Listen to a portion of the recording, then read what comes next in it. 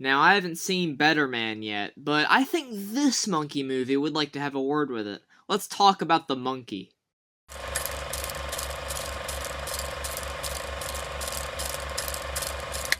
Hey, welcome to my review for The Monkey. This is the latest film from Osgood Perkins, the director of Longlegs, which I really enjoyed from last year.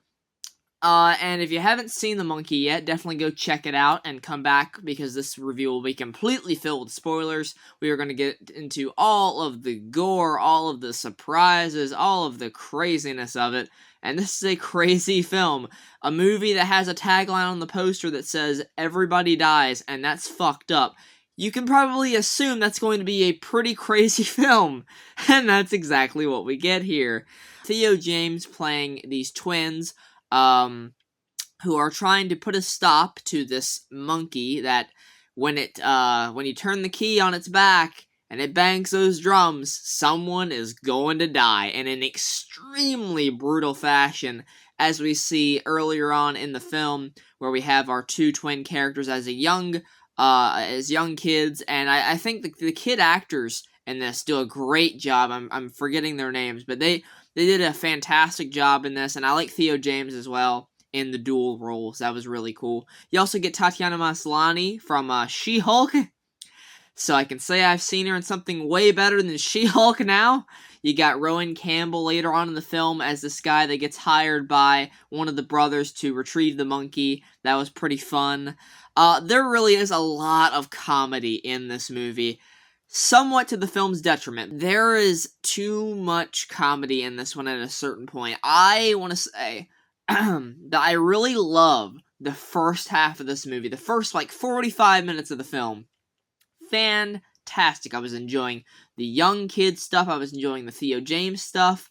A little bit less than I was the actual first 25 to 30 minutes, where you are focusing on the twins as young kids, and you have these deaths like their babysitter has her head cut off by a chef at a restaurant. And her name was Annie Wilkes, which is a reference to Misery, which is a Stephen King story. This is a Stephen King adaptation, by the way. Osgood is adapting Stephen King's short story, which I have not read, and I didn't want to do that in preparation for this movie, because I just wanted to go in fresh. You have some great kills in the front half of the movie, and then even in the middle, when we're almost starting to get to the point where I don't like it as much. There's a kill where a guy's getting torn apart by his lawnmower. There's a kill where this girl shoots a ball into the golf ball into the hole and looks into the hole, and a fucking anaconda snake wraps around her neck and just starts ripping her neck apart and shit. That so random.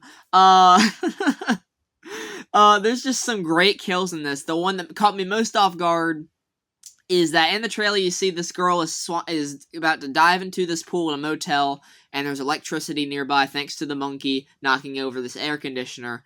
And the girl, you would think, gets electrocuted, no. She fucking explodes into 1,000 pieces flying everywhere. It's Hal and Bill are the brothers that we're following. Hal is the main one that we're following, with the glasses. The leg comes flying at Hal, and he's like, oh, fuck. So that's really great comedic moments like that. But then you move into the back half of the film where you get the reveals.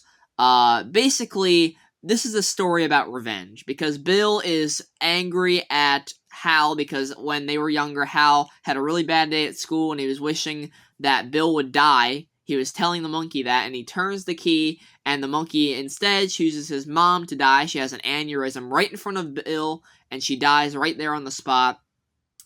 Pretty sad moment, but even the most emotional moments in this movie are dumbed down by the comedy. It's a lot like Thor Love and Thunder. There was one moment where Bill is trying to talk to his mom again at the funeral. That actually does have some good emotion to it. They actually let the comedy die down for a second before that. But there's no other moments really like that. Even the ending, where you have Bill leading Hal and his son Petey to his place, and Hal is forced to send Petey in there by Rowan Campbell's character, who gets killed off by a bunch of hornets flying into his mouth, thanks to the monkey. Great kill there. And Petey goes in there, and he's spinning the key, and that's what ends up killing Rowan Campbell's character. And then Rowan Campbell's from Halloween Ends, if you weren't familiar. If I didn't mention that earlier, I don't know if I did. Bill gets really pissed off, and then Hal ends up coming in there, and Hal kind of knocks it out of Bill. He's like, look, I lost my mom, you lost your mom, but we were both brothers. She was my mom too. And he's like, oh, yeah, I never thought of it that way. And then there's like it's like a moment there where they're reconciling these two brothers that were at each other's odds at the beginning of the movie when they were younger. Because Bill's an asshole to Hal, really. Not really much on Hal's end was at fault, except for, getting the mom killed. But they're reconciling. It's supposed to be an emotional moment, and then Bill gets crushed by a bowling ball to the head out of a cannon. And then you're like, oh shit, Hal is going to be devastated. He just reconciled with his brother. And instead he's like, oh fuck, that's it? Like, just the comedy really kills any emotion that you can really get out of this movie, unfortunately. I really wish I could say otherwise, but damn it. The monkey unfortunately suffers from having a kind of a weak reveal of Bill being on this revenge story. I thought it was going to be something much deeper than that to have to do with the monkey.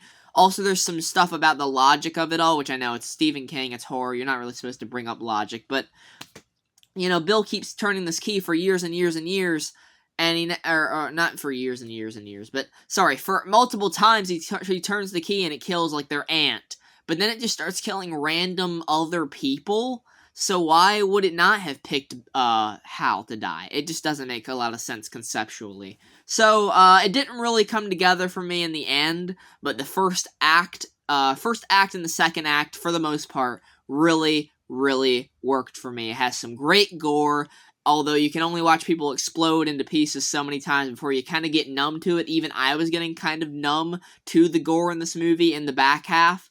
And like I said, the emotion, it needed to have a lot more weight to it, because I didn't feel anything for the brothers, because you just immediately have that moment of, even when he's like, come on, let's go, and he invites them to go on his road trip with his son, and he's like, oh yeah, and he's like, going for the hand, he's like, ah, it's like, can we just have one serious moment?